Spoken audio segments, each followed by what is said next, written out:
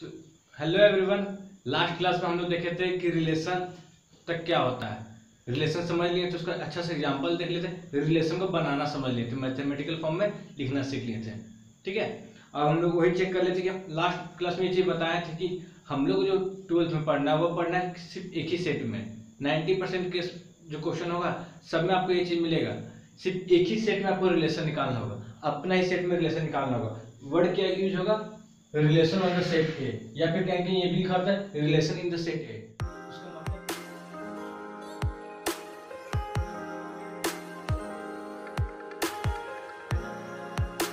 Relation in the set A, उसका मतलब क्या है? Relation on the set A is defined as R. कोई भी रिलेशन आर, आर क्या है? एनी रिलेशन है, कोई भी रिलेशन, उसका अपना कंडीशन, कुछ भी कंडीशन रह सकता है वो। आर इज ये किसका सिंबल है? सबसेट का। R is the subset of A cross A. R is the subset of A cross A. Equal to भी हो सकता है, ए क्रॉस ए का इक्वल में भी हो सकता है। यानी कि जितना आपका आर में जो आप रिलेशन बना रहे हैं, जितना एलिमेंट आ रहा है सारा एलिमेंट ए क्रॉस ए में भी हो सकता है। ठीक है, तो आर इज सबसेट और equal to A cross A. ये चीज समझ में आ गया? ए क्या है? ए कोई भी एक सेट है। जैसे कि एक एग्जांपल ले लेते हैं हम लोग। ये बस हम लास्ट क्लास को थोड़ा सा रिवीजन करवा दे रहे हैं ताकि हम आगे बढ़े तो आप लोगों को आसानी से समझ में। अब ध्यान देखिए, फॉर एग्जांपल लेट ए, कोई एक सेट लेते हैं a इज इक्वल टू 1 2 3, जिसमें एलिमेंट हमारा 1 2 3। जब अगर हम लोग a क्रॉस a निकालते हैं, a क्रॉस a निकालेंगे तो क्या इतना पॉसिबिलिटी है? 1 1 1 2 1 3 2 1 2 2 2 3 3 1 3 2 3 3। ये चीज तो क्लियर है, क्योंकि हम किसी बीच में निकाले, एक सेट ये है दूसरा सेट a ही है, उसमें निकाल रहे हैं। ठीक है, उसका कार्टेशियन प्रोडक्ट है, ऐसा सब दिख रहा है। ठीक है, अब यहाँ देखिए r1 इज इक्वल टू क्या? 1 1। अब एक रिलेशन r1 लेते हैं। ठीक है, एक रिलेशन हम लोग r1 लेते हैं, उसमें क्या आ रहा है?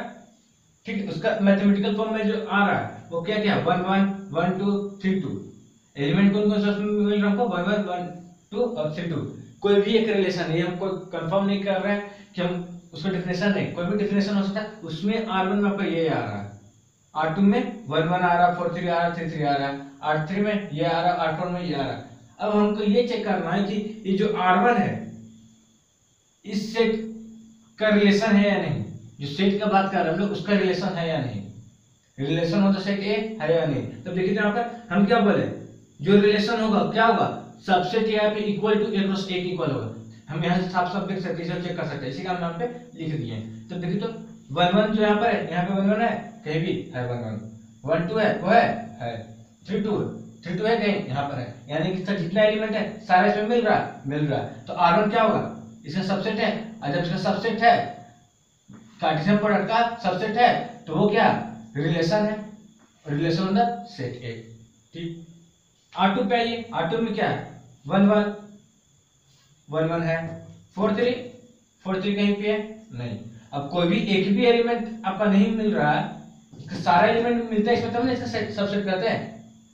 इसका जो है सारा एलिमेंट अगर मिलता है इसमें, इसका सारा एलिमेंट अगर इसमें मिलता कार्टेशियन प्रोडक्ट में, तब इसको इसका सबसेट कहते हैं। लेकिन मिल नहीं रहा, सारा एलिमेंट नहीं मिला, तो ये इसका सबसेट ही नहीं है। अच्छा, सबसेट नहीं है ए क्रॉस ए का, तो ए पर रिलेशन भी नहीं है। ये r2 इसका रिलेशन नहीं है, ए का रिलेशन, वो रिलेशन ऑफ द सेट नहीं है। ठीक है, अब r3 इज इक्वल टू ये, कोई भी एलिमेंट इसके अंदर नहीं है। r3 एक ऐसा रिलेशन जिसके अंदर कोई भी एलिमेंट नहीं है। तब हम लोग इसका मतलब क्या, हम ये चीज एग्जांपल लास्ट क्लास में बताए थे कि कोई एक ऐसा कंडीशन भी दे सकते हैं जिसमें अगर कोई भी एलिमेंट नहीं है ना। और ये भी चीज बोले थे कि जो फाई, इसको डिनोट कोई भी एलिमेंट नहीं रहता उसको ऐसा सेट क्या बोलते हैं?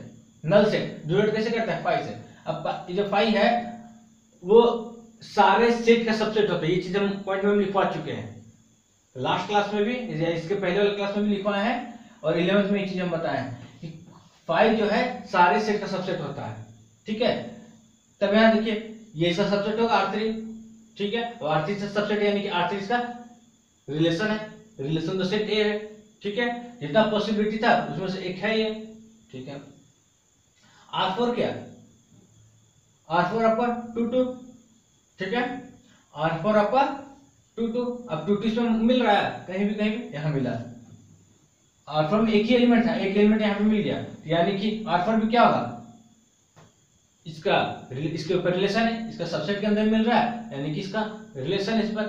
ठीक है, अब एक चीज और आपको फॉर्मूला बताया था कि कोई भी अगर सेट दिया हुआ है आपका, कोई भी अगर सेट दिया हुआ तो उसके ऊपर रिलेशन कैसे निकालते हैं, कितना टाइप का रिलेशन हो सकता है उसको कैसे पता करते हैं। तो एक फॉर्मूला देते हैं आपको 2 पावर xy, कितना टाइप का रिलेशन फॉर्म हो सकता है उसका फॉर्मूला बताया था 2 to the power xy। x क्या था, पहला सेट में जो था उसका number of element in set A, यही आपका x था। और y क्या था, number of element in set B, y आपका यह था। ठीक है, तो देखिए तो यहाँ पर सेट ए भी आपका ए है और सेट बी भी आपका ए ही है, सेट ए भी आपका ए है, सेट बी भी आपका ए है। तो कितना हुआ, x यहाँ पे आपका 3, y की जगह पे 3, यानी 2 टू द पावर 9 टाइप का रिलेशन फॉर्म हो सकता है। इसको जब तोड़ेंगे जो नंबर में आएगा उतना टाइप का रिलेशन फॉर्म हो सकता है। और उतना जितना भी होगा ना, मान लीजिए कितना है, मान लीजिए कोई जेड नंबर आया, तो जेड नंबर में से कोई ये रिलेशन होगा, कोई ये उस जेड में से मान लीजिए जेड अगर नहीं हो रहा था, मान लीजिए कुछ भी अगर 500 आया, ऐसे तो 500 नहीं है, उससे बहुत ज्यादा आएगा, तो 500 में से आपका ये भी होगा, ये भी होगा, ये भी होगा, ये नहीं होगा। जितना टाइप का रिलेशन फॉर्म का पॉसिबिलिटी है इसमें, उसमें से आपका ये कभी नहीं होगा। ये चीज क्लियर हो गया। तो रिलेशन हम लोग समझ में आ गया, रिलेशन ऑफ द सेट ए क्या है और इसी को हम लोग आगे डील करना है। अब हम लोग आगे देख लेते हैं टाइप्स ऑफ द रिलेशन क्या होता है। देखिए हम लोग टाइप्स ऑफ रिलेशन पढ़ने से पहले कुछ टर्म होता है उसको भी समझ लेते हैं। ठीक है, डेफिनेशन इसका फोकस नहीं कर रहे हम, बस हम जानने पे फोकस कर रहे हैं। डेफिनेशन इसका मैंने 11th क्लास में हम बता चुके हैं। यहाँ देखिए इमेज क्या होता है और प्री इमेज क्या होता है। तो इमेज और प्री इमेज हमेशा किसके अंदर चेक करते हैं हम लोग, ऑर्डर पेयर के अंदर चेक करते हैं। ठीक है, मान लीजिए किसी ऑर्डर पेयर में x है और y है, x है और y है, तो ये सेकेंड एलिमेंट जो रहेगा ना ऑर्डर पेयर के अंदर, जो सेकेंड वाला एलिमेंट रहेगा वो क्या कहलाएगा, आपका इमेज कहलाएगा।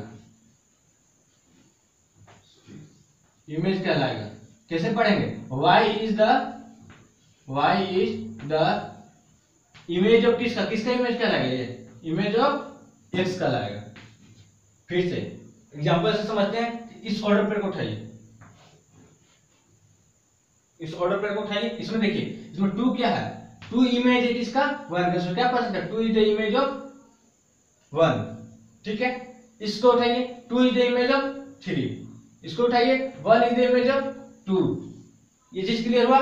इमेज क्या होता है, इमेज हम लोग ऑर्डर पेयर के अंदर हमेशा चेक करते हैं। कोई भी ऑर्डर पेयर आप उठाइए, इसमें से इतना सारा ऑर्डर पेयर दिया हुआ है, इधर भी मान इधर उठाइए, यहाँ क्या 2 is the image of 1, 2 is the image of 1। ये क्लियर हुआ। प्री इमेज क्या होता है, तो जैसे ही अगर y को हम लोग इमेज को बोलते हैं, इमेज प्री मतलब इसका पहला वाला, प्री मतलब पहला वाला सेंस होता है। तो देखिए यहाँ पर x क्या है, प्री इमेज ऑफ y। अगर इसको इमेज बोलते हैं क्या बोलते हैं, प्री इमेज बोलते हैं। x को क्या बोलते हैं, प्री इमेज, यानी पहला वाला जो एलिमेंट है उसको क्या बोलते हैं, प्री इमेज। यानी कि इसको क्या लिख सकते हैं हम लोग, x is the pre image of y। क्या लिख सकते हैं, x is the pre image of y। यानी कि इसको कैसे पढ़ेंगे, 1 is the pre image of 2। यहां पर क्या है, 2 is the pre image of 1। यहां पर क्या है, 1 is the pre image of 1। यहां पे क्या है, 1 इज द इमेज ऑफ 1। ठीक है, थोड़ा कंफ्यूजन है तो पीछे जाकर देख सकते हैं। फिर यहां देखिए 1 is the image of 3, 3 is the pre image of 1, 3 is the image of 1, 1 is the pre image of 3। पहला वाला एलिमेंट प्री इमेज, दूसरा वाला एलिमेंट इमेज। ये क्लियर हो गया। अब आगे देखिए डोमेन क्या होता है। डोमेन क्या होता है, तो डोमेन हमेशा किसके अंदर देखते हैं, रिलेशन के अंदर देखते हैं। डोमेन हम लोग रिलेशन देखते हैं। ठीक है, तो रिलेशन का जितना भी ऑर्डर पे मौजूद है किसी रिलेशन में, चलिए इस रिलेशन का भी एग्जांपल ले रहे हैं हम लोग। किसी रिलेशन में जितना भी ऑर्डर पे मौजूद है उसका जो पहला एलिमेंट होगा ना, पहला एलिमेंट जितना है उसका सेट डोमेन कहलाएगा। मेरे बात को फिर से देखिए, हम लोग डोमेन को कहाँ चेक करते हैं, रिलेशन में चेक करते हैं। ठीक है, रिलेशन में ये कोई भी रिलेशन में चेक करना हमको, इसमें चेक करते हैं। मान लीजिए इसका जो होगा डोमेन क्या, इसका जो जितना भी ऑर्डर पे है उसका पहला एलिमेंट का सेट, पहला एलिमेंट का कलेक्शन, पहला एलिमेंट का सेट, वेल डिफाइंड कलेक्शन बोलिए तो डोमेन क्या होता है, जितना भी पहला एलिमेंट है सबका एक सेट को डोमेन कहते हैं। ठीक है, इसका क्या होगा डोमेन, R1 का डोमेन क्या हुआ, देखिए 1 1 3, 1 को तो 2 बार नहीं लिखेंगे, सेट का रूल है, एलिमेंट रिपीट नहीं करना चाहिए, यानी कि डोमेन से क्या हुआ 1 3। इसी टाइप का इसका डोमेन अगर देखने जाए, हालांकि R2 आपका इसका रिलेशन नहीं है, R2 आपका इसका रिलेशन कभी नहीं कराया, क्योंकि इसका जो है एलिमेंट सबसेट नहीं है, इसका सारा एलिमेंट इसका कार्टेशियन प्रोडक्ट में पाया नहीं जाता है। लेकिन फिर मान लीजिए कोई R2 अलग है, इसका अगर बनाना चाहिए तो क्या होगा 1 4 3, इसका क्या होगा डोमेन 1 4 3। ये क्लियर हो गया। इस टाइप इसका तो कोई है ही नहीं, तो इसका भी डोमेन क्या होगा 5 में होगा। इसका ये देखिए आप R4 का, इसका एक ही ऑर्डर पेयर है, लेकिन हमको सब मतलब ऑर्डर पेयर मिला हमको क्या है पर R4 इक्वल, इसका डोमेन क्या होगा R4 का डोमेन ऑफ R4 क्या 2। ठीक है, ये क्लियर हो गया। रेंज क्या होता है, यानी कि ये चीज समझ सकते हैं हम लोग, अगर थोड़ा सा डोमेन को और अच्छे से समझाएं तो किसी भी रिलेशन में जितना भी आपका प्री इमेज है सबका सेट, फिर से किसी भी रिलेशन में जितना भी आपका प्री इमेज है सबका सेट लीजिए, वो आपका डोमेन कहलाएगा। ठीक है, डिफिनेशन नहीं, आप मतलब समझिए। ठीक है, ताकि आपको अगर डोमेन लिखना जरूरत पड़े तो निकाल सकते हैं। ठीक है, किसी भी रिलेशन में जितना भी प्री इमेज है सबका सेट डोमेन कहलाएगा। फिर अब रेंज क्या कहलाएगा, किसी भी रिलेशन में सब जितना भी इमेज है सबका सेट। ठीक है, आपका रेंज क्या कहलाएगा, जितना भी, फिर से जितना भी इमेज है सबका सेट आपका रेंज कहलाएगा। किसी भी रिलेशन में जितना भी इमेज है सबका सेट रेंज कहलाएगा। तो अब यहां देखिए, अगर R1 का रेंज अगर देखा जाए, R1 का रेंज अगर चेक करें तो क्या होगा 1 2 2, यानी क्या करेगा 1 और 2, या पर रेंज हुआ R1 का। R1 का रिलेशन नहीं है, रेंज बस लिख रहे हैं, रेंज हुआ ये किसका R1 का, यानी डोमेन लिखा हुआ है, वो समझ लेंगे आप लोग। अब यहां देखिए इस टाइप इसका अगर रेंज लिखने जाए क्या होगा 1 3 3, तो 2 बार रिपीट होता 1 3 सब हुआ, ये क्लियर हुआ।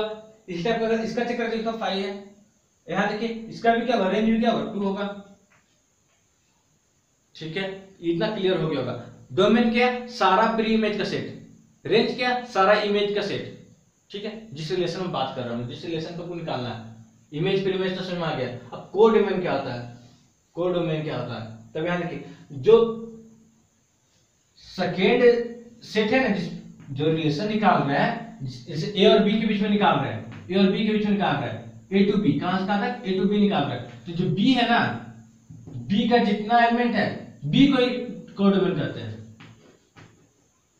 जी, बी को हम लोग कोडोमेन कहते हैं। क्या बोलते हैं, कोडोमेन। जैसे मान लीजिए आप किसके निकाल रहे हैं, पी और क्यू के बीच निकाल रहे हैं, तो क्यू को पी टू क्यू निकालना। ठीक है, क्यू टू पी नहीं, पी टू क्यू, यानी कि पी टू क्यू निकालने का मतलब क्या, अगर आप कहेंगे लिखे हुआ ऐसा पी टू क्यू निकाल रहे हैं, पी टू क्यू निकाल रहे हैं, यानी क्या पी क्रॉस क्यू निकालेंगे ना। अगर कहीं ऐसा लिखा था किससे किसके बीच में निकालना, क्यू से पी तक निकालना, तो क्या करना है Q to Q cross P निकालते हैं। सेकेंड वाला जो होता है ना, उसको क्या बोलते हैं, कोडोमेन बोलते हैं। उसको क्या बोलते हैं, कोडोमेन बोलते हैं, कोडोमेन बोलते हैं। यहाँ पर कोडोमेन कौन, बी। ठीक है, और यहाँ जो निकालते हैं ए क्रॉस ए पे निकाले थे हम लोग, तो ये वाला ए क्या कहलाएगा, यहाँ जो नीचे निकाला हुआ है किसके बीच में निकाला हुआ है, ए क्रॉस ए पे, तो ये वाला ए क्या कहलाएगा, आपका कोडोमेन कहलाएगा। ठीक है, जिस समझ में आ गया, ये वाला ए में भी यही सारा एलिमेंट है, वो 12 का केस है, लेकिन कोडोमेन समझ में आ गया। सेकंड वाला सेट क्या कहलाएगा, कोडोमेन कहलाएगा। सेकंड वाला सेट कौन, कहां पर, जहां पे हम लोग अच्छे निकाले कार्टेशियन प्रोडक्ट निकाल रहे हैं, या फिर जिसके बीच में जो रिलेशन निकाले सेकंड वाला का। अब यहाँ पर एक चीज हमको समझ में आता है कि आप ये चीज चेक भी कर सकते हैं, ये चीज हम 11th में भी बता चुके हैं। यहाँ देखिए आपका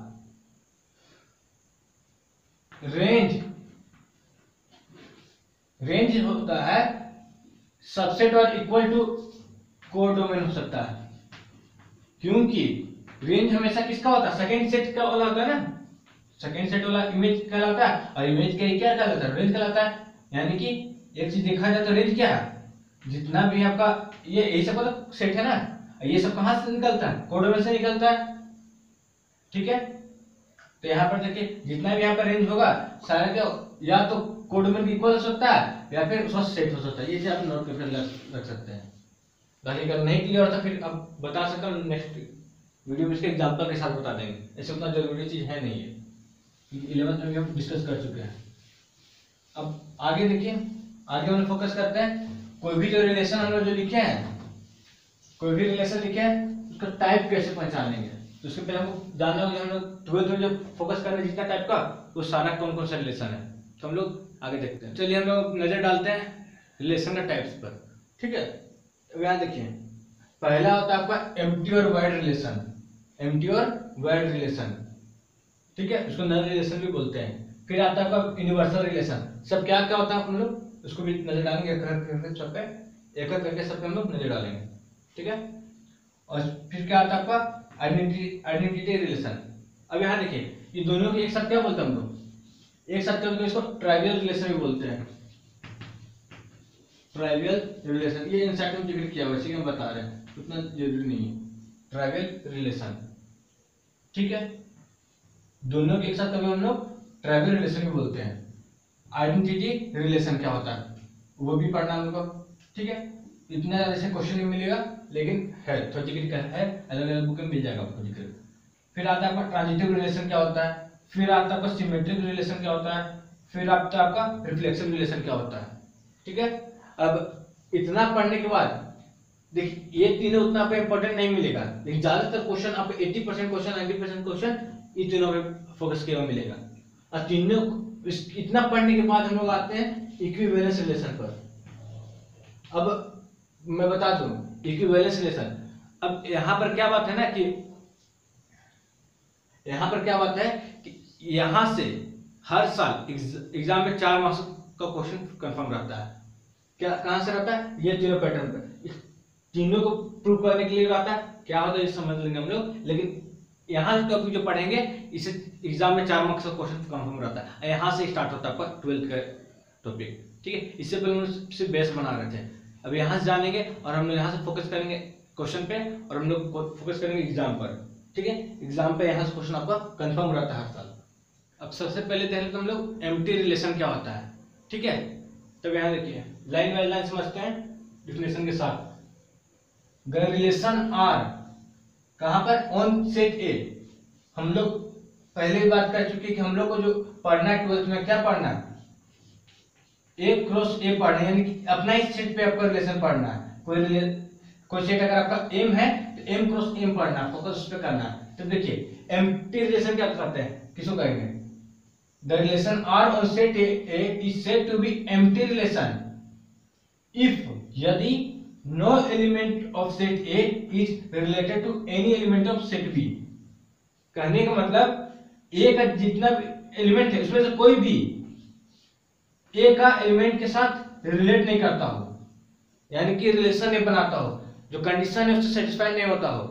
जैसे कि हम लोग एग्जांपल लेते हैं, आईपीएल ले लेते हैं, तो हमको एक ऐसा रिलेशन मान लीजिए बनाना है, आईपीएल के टीम का एक हम लोग सेट लेते हैं, ठीक है। हमको ऐसे रिलेशन बनाना है कि जो टीम पाकिस्तान में जाके खेला हो, ठीक है, जो टीम पाकिस्तान में जाके खेला हो, तो वो चीज वैसे तो पॉसिबल है नहीं, ठीक है। तो वो क्या है, वो तो हुआ नहीं था आईपीएल 2019 में, वैसा लास्ट ईयर आईपीएल में हुआ नहीं था। तो उसमें जो रिलेशन बनाते क्या आता, फाई आता, जो कंडीशन के हिसाब से। तो क्या हुआ, फाई एक एम्प्टी रिलेशन है, एलिमेंट तो एक भी नहीं आता, तो क्या हुआ, एक एम्प्टी रिलेशन हुआ, ठीक है। ये चीज क्लियर हुआ। एम्प्टी रिलेशन तब कहेंगे जब ए का कोई भी एलिमेंट ए के साथ रिलेट नहीं करता हो। अगर बी रहता तो बी का बात होता, लेकिन हम किसको पढ़ना है, ए को पढ़ना है। तो ए का कोई भी एलिमेंट ए के साथ रिलेट नहीं करता हो, ठीक है। एग्जांपल 1 2 3, चलिए इसको ले लेते हैं, ए इज इक्वल टू ये है, यानी कि जो कोई भी एक कंडीशन रिलेशन में कोई एक ऐसा कंडीशन हो जाए जिसमें आपको 1 को कोई भी किसी के साथ वो रिलेट ना कर पाए, 1 या फिर 2 ही नहीं कर पाए, तो किसका एग्जांपल हो गया, वो एम्प्टी रिलेशन का एग्जांपल हो गया। ये क्लियर हो गया। अब हम लोग आगे देख लेते हैं यूनिवर्सल रिलेशन किसको कहेंगे। अब यहाँ देख लीजिए यूनिवर्सल रिलेशन क्या होता है, तो इसका भी हम लोग डिफिनेशन लाइन बाय लाइन देखते हैं। डिफिनेशन के हिसाब से क्या बोलेंगे, द रिलेशन आर, कोई भी रिलेशन आर को हम लोग यूनिवर्सल रिलेशन किस पे रिलेशन है, ऑन द सेट ए। कोई रिलेशन सेट ए पर जो है उसको यूनिवर्सल रिलेशन कहेंगे यदि if every element of A A का सारा एलिमेंट, जितना भी एलिमेंट है, is related to each element of A, यानी कि ए का जितना भी एलिमेंट है इसके अंदर, ठीक है, वो सारा का सारा एलिमेंट ए का हर एक एलिमेंट के साथ, जैसे यहाँ पर जो एलिमेंट है वो एक में जितना एलिमेंट है सबके साथ वो रिलेट करता हो, ये एलिमेंट ए का जितना एलिमेंट सबके साथ ये रिलेट करता हो। फिर से एक रिलेशन आर को हम लोग यूनिवर्सल रिलेशन तब कहेंगे जब, एक रिलेशन आर को हम लोग यूनिवर्सल रिलेशन तब कहेंगे जब ए का हर एक एलिमेंट से तो रिलेट करता हो, ए का सारा एलिमेंट ए का हर एक एलिमेंट के साथ वो रिलेट करता हो, ठीक है।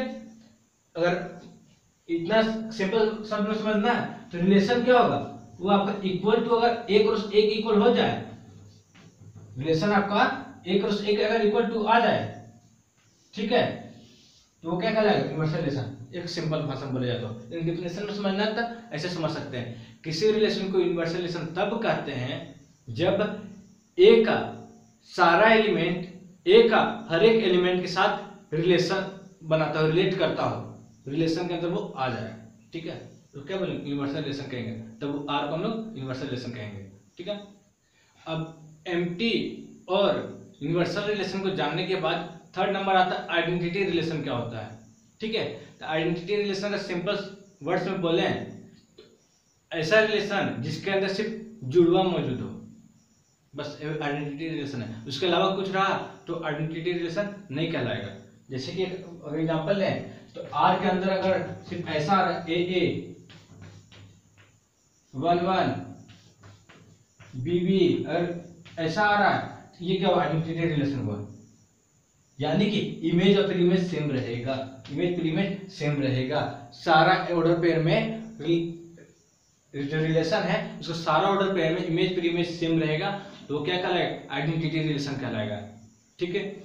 इसको अगर वर्ड्स में अगर समझा जाए तो यहाँ देख लीजिए, मेन चीज यहाँ पे समझना, वर्ड्स में समझ लीजिए और ऐसे लैंग्वेज में समझ लीजिए। देखिए यहाँ पर एक relation R on set A is said to be identity relation, उस रिलेशन को आइडेंटिटी रिलेशन तब कहेंगे if each element of A का जितना भी एलिमेंट है, if each element of A is related to itself only, तो जो ए का जितना भी एलिमेंट है 1 ए बी कुछ भी रहे सी, वो खुद के साथ सिर्फ रिलेशन बनाए, खुद के साथ अगर रिलेशन बनाए तो क्या कहलाएगा, आइडेंटिटी रिलेशन कहलाएगा, ठीक है।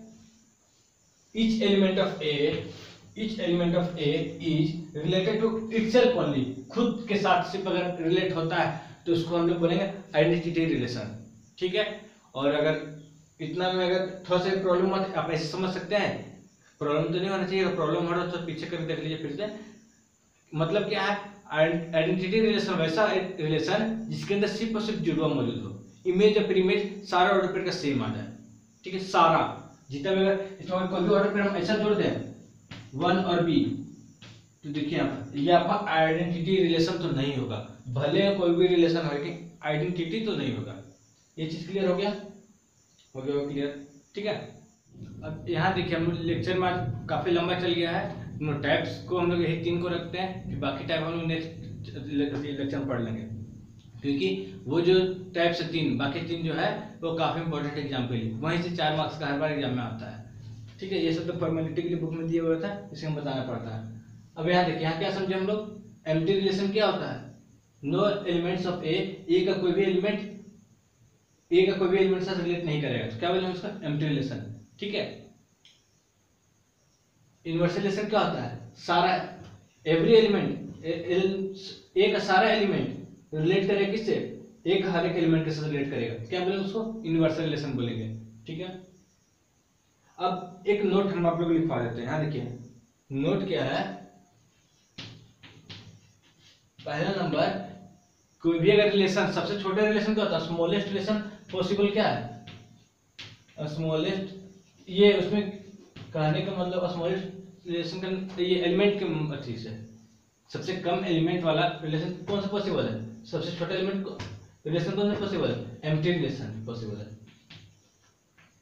ठीक। एम्प्टी रिलेशन फिर वर्ड रिलेशन, नल रिलेशन जो बोलिए, स्मॉलेस्ट रिलेशन कौन सा, एम्प्टी रिलेशन, लार्जेस्ट सबसे बड़ा रिलेशन कौन सा पॉसिबल, यूनिवर्सल रिलेशन, ठीक है, उससे बड़ा पॉसिबल नहीं है किसी भी सेट में, किसी भी सेट में सबसे छोटा यही पॉसिबल है, एम्प्टी वाला, किसी भी सेट में सबसे बड़ा यूनिवर्सल पॉसिबल है, ठीक है। ये चीज हो गया, ये चीज जनरल चीज भी समझ भी सकते हैं, नोट में जरूरत नहीं है। अब यहाँ पे आता है कि आइडेंटिटी रिलेशन, इसमें क्या था, ईच एलिमेंट ऑफ एक सारे एलिमेंट आपका हर एक एलिमेंट साथ वो रिलेट करेगा, खुद के साथ रिलेट करेगा, सॉरी हर एक एलिमेंट नहीं खुद के साथ से रिलेट करेगा, यानी कि आइडेंटिटी रिलेशन क्या किसको कहते हैं, जुड़वा मौजूद होना चाहिए। इसमें एक कंफ्यूजन होता है बहुत लोगों को, कंफ्यूजन क्या रह जाता है इतना बताने के बाद भी, मान लीजिए कोई सेट में हम लोग ले लेते हैं 1 2 3, ठीक है, तो हम इसका रिलेशन बनाते हैं, R1 इक्वल टू लेते हैं हम लोग 1 1